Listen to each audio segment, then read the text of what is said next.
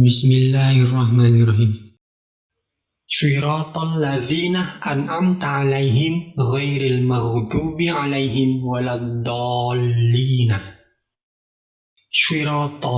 Shirata badalun minas shirata al-ula mansyubun wa alamatu nasbihi fathatun zahiratun fi akhirih wa huwa mudhafun.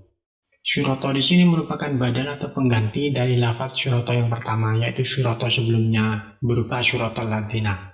Mansyubun, yang mana badal itu merupakan kata tabi, kata yang mengikuti lafaz sebelumnya. Oleh sebab itu dibaca nasab mansyubun. Kenapa dibaca nasab? Karena sebelumnya itu merupakan lafaz yang menjadi maf'ul bih. Tentunya maf'ul bih hukumnya nasab. Oleh sebab itu shirata yang kedua harus dibaca nasab karena tabi atau mengikuti lafaz sebelumnya. Tabinya sebab menjadi badal. Oleh sebab itu dibaca nasab. Wa alamatu nasbihi fathatun zahiratun fi akhirih. Sedangkan tanda nasabnya di sini pada lafaz shirata yang kedua ini memakai harokat fathah yang tampak yang terletak pada akhir lafaznya, yaitu shirata. Tanpa al tanpa tanwin karena wa huwa mudhafun, karena shirata menjadi mudhaf, yaitu kata yang dimudhafkan pada lafaz setelahnya yang berupa isim mausul alladzina. Tentunya syarat mudhaf itu tanpa al, tanpa tanwin, dan tanpa nun. Oleh sebab itu pada lafaz shirata di sini tidak ada yang namanya al dan juga tidak ada yang namanya tanwin karena menjadi mudhaf. Alladzina ismun mausulun mabniun 'alal fathi fi mahalli jarrin mudhafun ilaihi. Alladzina di sini merupakan isim mausul atau kata penghubung yang bermakna yang. Mabniun, isim mausul hukumnya mabniun alal fathih, yang mana mabninya di sini adalah mabni fathah yang terletak pada nun pada akhir lafadznya, yaitu alladzina. Nah, fi mahalli jarrin mudhafun ilaihi, yang mana kedudukan dari isim mausul tersebut adalah mahal jar. Kenapa? Karena mudhafun ilaihi menjadi mudhaf ilaih dari lafadz shirata. Mudhaf ilaih hukumnya jar. Tanda jarnya di sini dikira-kirakan karena isim mausul hukumnya mabni, yaitu mabni fathah.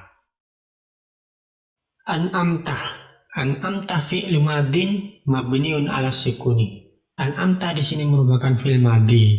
Fi'il madhi hukumnya mabni, mabninya di sini adalah mabni sukun. Wa ta'u dhamirun muttasilun mabniun 'alal fathi fi mahalli raf'in fa'ilun. Sedangkan huruf taknya, tak yang menempel pada akhir lafaz fi'il madhi tersebut merupakan dhamir muttasil atau dhamir yang selalu melekat, yang mana mabniun 'alal fathi hukumnya mabni, mabninya di sini adalah mabni fathah. Fi mahalli raf'in fa'ilun, dan mahal dari dhamir muttasil tersebut adalah mahal rafa karena menjadi fa'il. Nah, fi'il madhi di sini asalnya adalah mabni fathah an'ama. Dikarenakan bertemu dengan dhamir rafa mutaharrik ta, maka huruf akhirnya harus disukunkan yang berupa mim. Oleh sebab itu dibaca an'amtah. Wal jumlatu la mahala laha minal i'rabi syilatul mausuli. Sedangkan jumlah dari lafaz an'amtah yang merupakan jumlah fi'liyah, fi'il madhi dan fa'ilnya itu menjadi syilah mausul sebelumnya yang berupa alladzina. Tentunya isim mausul haruslah mempunyai syilah. Nah, syilah mausulnya di sini harus berupa jumlah, baik itu jumlah ismiyah ataupun jumlah fi'liyah yang terletak setelahnya. Nah, silahnya di sini berupa jumlah fi'liyah. Selain syilah, komponen yang harus terpenuhi terhadap isim mausul tersebut itu berupa dhamir robit. Nah, dhamir robit atau aidnya di sini terdapat pada lafaz alaihim yang kembali pada mausul yang sesuai, yaitu alladzina. Himnya di sini kembali pada alladzina yang berdhamir hum juga. Alaihim, ala harfu jarrin mabniun ala sukuni. Ala di sini merupakan huruf jar. Huruf jar hukumnya mabni, mabniun ala sukuni. Mabninya di sini adalah mabni sukun alai. Sukunnya pada huruf ya. Wa hum dhamirun muttasilun mabniun 'ala sukuni fi mahalli jarrin bi ala. Sedangkan hum dhamir muttasil itu merupakan dhamir muttasil mabniun yang mana hukumnya mabni, mabniun 'ala sukuni. Mabninya di sini adalah mabni sukun fi mahalli jarrin bi ala, yang mana mahal dari dhamir muttasil tersebut adalah mahal jar sebab kemasukan huruf jar ala. Oleh sebab itu hukumnya majrur. Nah, tanda jarnya di sini dikira-kirakan karena isim dhamir hukumnya mabni sukun hum. Nah, perubahan harokat hum menjadi him itu dikarenakan huruf sebelumnya berupa ya sukun. Oleh sebab itu humnya harus dibaca kasrah menjadi him. Karena dhamir muttasil huma humuna, jika sebelumnya itu berharokat kasrah atau ya sukun, maka harus dibaca hihima hihinna. Nah, hal itu yang terjadi pada lafaz alaihim. Asalnya itu adalah alaihum. Dikarenakan sebelumnya itu berupa ya sukun, maka humnya dibaca him. Wal jaru wal majruru muta'alliqun bil fi'li an'amta. Sedangkan syibi jumlah yang berupa jar dan majrur yaitu alaihim itu merupakan anak kalimat yang ta'alluq terhadap fi'il sebelumnya, yaitu an'amta. Artinya, syibi jumlah alaihim di sini maknanya masih terkait terhadap lafaz an'amta.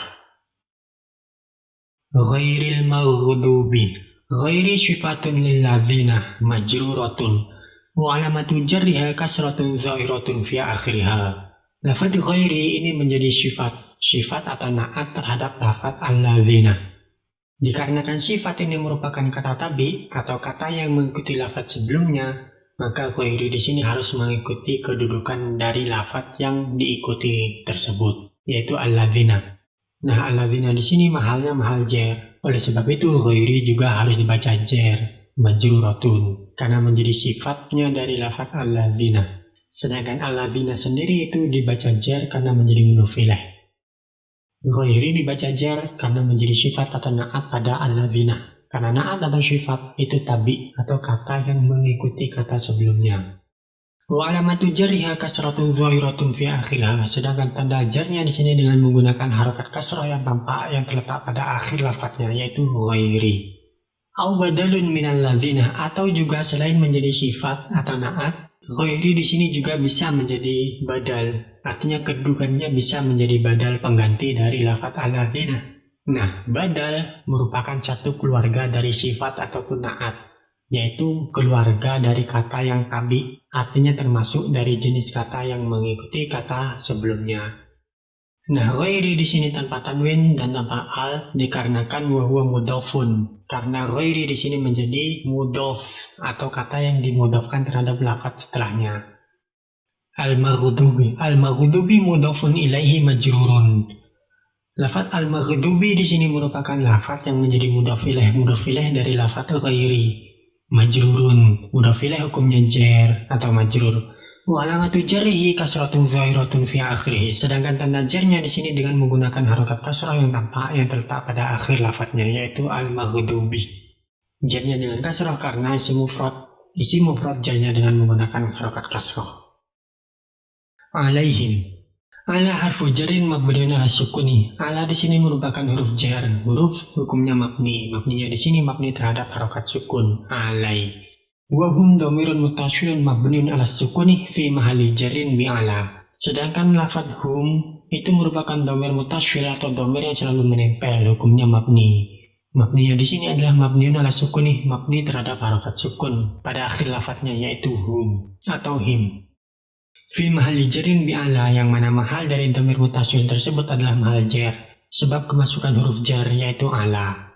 Wal jaru wal majruru muta'alliqun bimahdzufin naibu fa'ilin. Sedangkan syibi jumlah yang berupa jar majrur alaihim itu merupakan kalimat yang ta'alluq terhadap lafaz yang dibuang, yang mana lafaz yang dibuang tersebut kedudukannya menjadi naibul fa'il. Naibul fa'il dari lafaz al-maghdubi, yang mana makna dari isim maf'ul al-maghdubi itu sama seperti makna dari fi'il madi mabni majhulnya. Oleh sebab itu mempunyai naibul fa'il. Naibul fa'ilnya di sini merupakan ta'alluq dari lafaz alaihim. Ta'alluqnya di sini menjadi naibul fa'il dari lafaz al-maghdubi. Ta'alluq dari jar majrur alaihim. Waladdallina. Wa. Al-waw harfu atfin mabniun alal fathih. Waw di sini merupakan huruf ataf. Hukumnya mabni terhadap harokat fathah.